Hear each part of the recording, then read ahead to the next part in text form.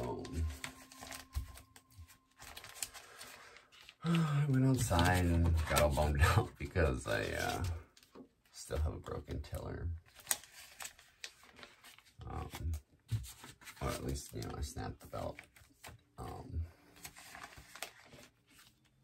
And I was making such good progress. And now I'm not going to be able to finish before Grandma gets home tomorrow. So, I started trying to work on my shelving. But I don't know, I'm doing something wrong and I'm burning the wood somehow. And I'm thinking I have to be, like, cutting it backwards or something. Something's not clicking in my brain this morning. And I'm just feeling stupid. And that's a word I don't like to use. And just really, this is one of my low days. Got a pretty bad headache.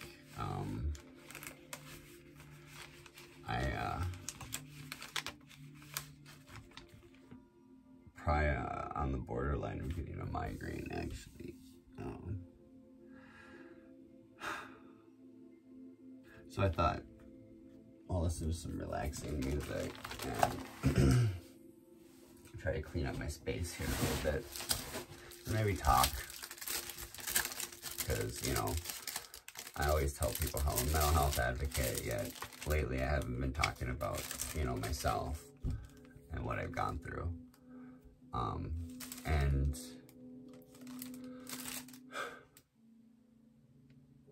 I get these, I've always gotten headaches and migraines my whole life. Originally it was because of tension, because, you know, growing up with ADHD and having advanced intellectual abilities, but lacking the ability to function and connect to people socially. Like, I've always been really great about, like, charming or playing. Like, when I know a role, I can play it. I can't riff at all. That's the problem. And, you know, just, it's caused a lot of complications. And then having PTSD and,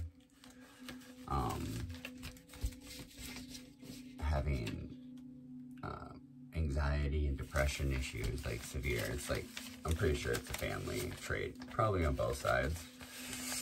And no, I know it's on both sides.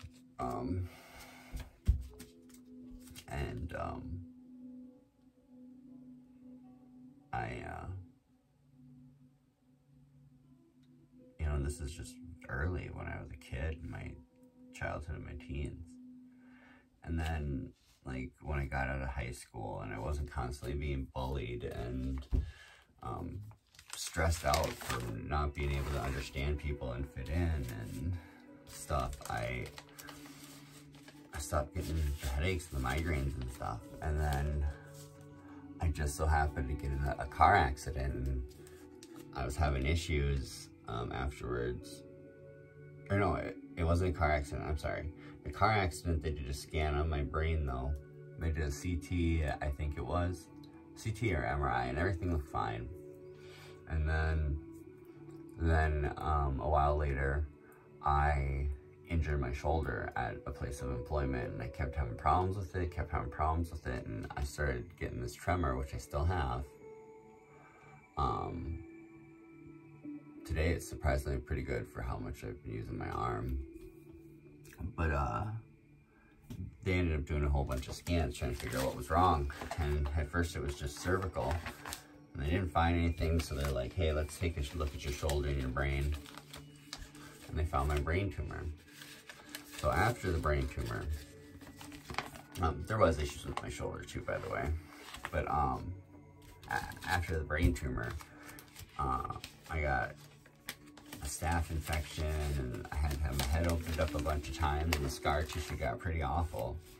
And then afterwards, whenever, like, the weather changes, like when it's exposed to prolonged cold, or especially wet cold, when it's like really windy or stormy days, I get headaches and migraines and neck tension issues, and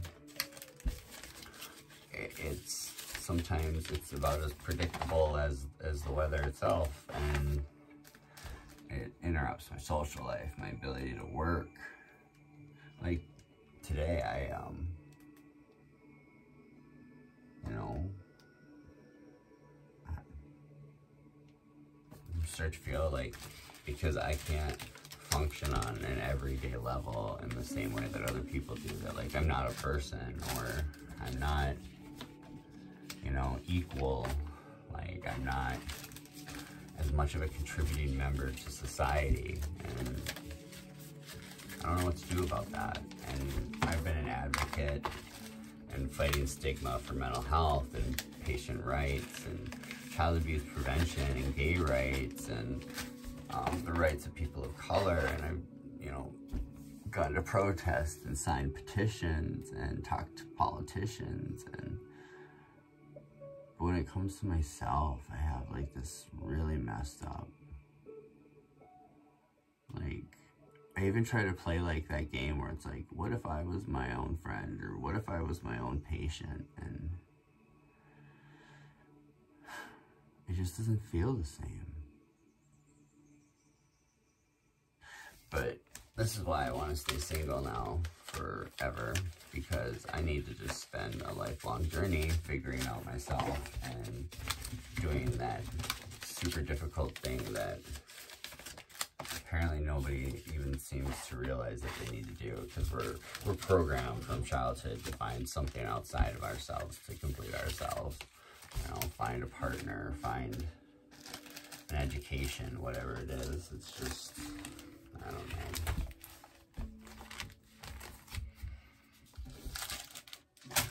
Our value is external to us. You know, what career we go to, or career we go into, what school we go to. I don't know. I just don't know what to do anymore. I want to do this. If I could just do this all day, I'd be happy. Maybe. I have to be working. As much as it hurts me to be around people most of the time, because I feel just so other, and like I've always got to bring the party down. Like all of a sudden somebody's gonna want me to have a drink, and then I can't, and then they push it, and then I have to tell them why. You know, it's gonna mess with my fibromyalgia. I'll be miserable like for the next few days, and then I won't be able to, you know, do things even around the house. And it's like, oh look, you just brought the party down. But they're the ones that pushed.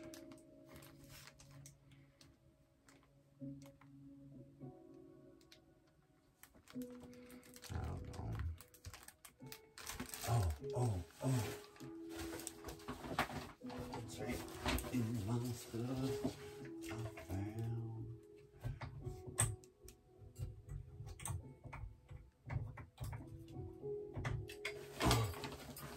The more organized I get, and that does give me a good feeling, having these, what shelves I've built so far.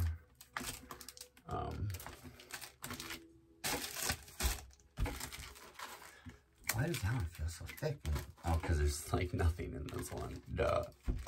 Because there's nothing to it anyway. I don't know. I mean, it's not like I don't want friends or maybe a lover, but not today. Not for a while. I need to figure out how to be able to say things like, I have disabilities. I don't know why it's been so hard. Like, I even hid the fact when I was going to the U of M that I was enrolled in disability services after my brain tumor. The mental health, like by then I had multiple trauma, PTSD. So I tried to get EMDR therapy one time, and I got rejected because they thought there was too good of a chance that they could mess me up as much as they thought they could possibly help me. So there's that. I just realized that these are numbered. I have to keep things in order if I can help it. I wonder if I can be heard. Otherwise I'm sitting here, it's gonna be like just this video of me mumbling and organizing stencils. But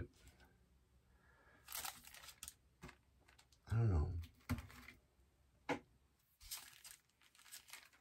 I just hope people start like watching my videos and like at least a few people connect, and maybe they like art and they deal with health issues, and I can get some interesting and if not hopefully supportive comments. And I don't know, I see like these artist communities on YouTube and stuff like that, that they talk to each other and do collaborations and become like real life friends, and living this rural life that, and this, you know, in reality, I'm living in my grandma's basement and using a storage room as like an art studio. Like, I'm not like cool or like capable of, my car's broke, I'm broke, jobless and homeless right now, technically. I mean, yeah, I got a place to stay here, but I'm just like a burden, stressing people out, and I don't know, maybe if I do this art, I'll feel better, and I can also sell a few things. With cleaning up the farm and finding some stuff around here, I've been able to sell a little bit, make some money for art supplies, or to give, to pay people back for things. That's been nice. But I wish I could like do my art in the winter, maybe do art shows and crafting stuff with my brother, and then maybe in the summer work here and, you know, grow herbs and produce and have a on the farm store, or also have like his crafts and my art, and we'll be able to keep this place in the family by making it financially soluble instead of struggling.